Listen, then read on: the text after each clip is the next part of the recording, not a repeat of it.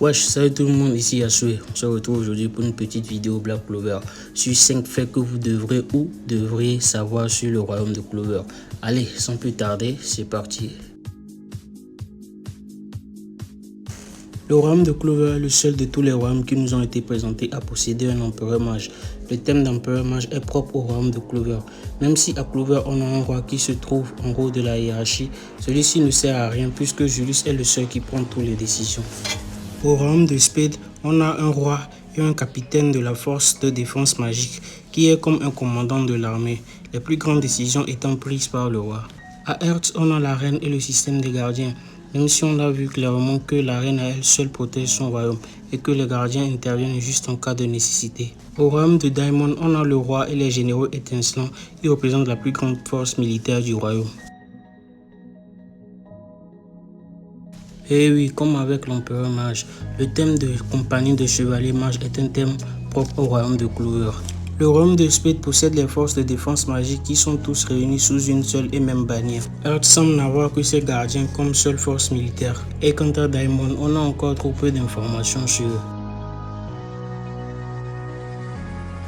À partir de toutes les informations reçues jusque-là, le royaume de Spade ne semble être lié au démon que grâce à la présence de la triade. Mais c'est différent au royaume de Clover. La malédiction de Megicula sur la famille Roseley, plus précisément sur Charlotte, le pacte des Agrippa avec Megicula, la famille Faust qui étudiait les démons et passait des pactes avec eux pendant des générations. Les noms de Clover qui représentent le cœur du royaume pratiquent tous la démonologie. Ce qui me fait dire que Clover est le royaume qui est le plus ancré dans la pratique de la démonologie.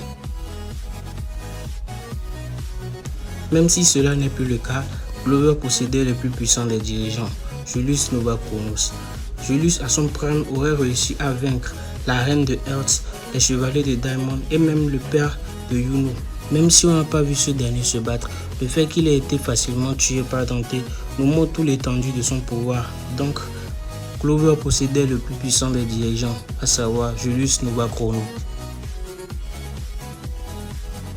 Le cinquième élément de cette liste est plus une question qu'une information et elle représente un des mystères du manga. La manière dont la famille royale de Clover a fini par être divisée. Qu'est-ce qui s'est passé?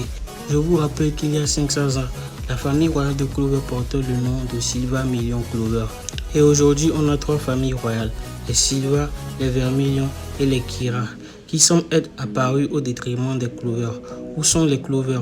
Qui sont les Kira, une famille d'usurpateurs? Je vous laisse me répondre dans les commentaires.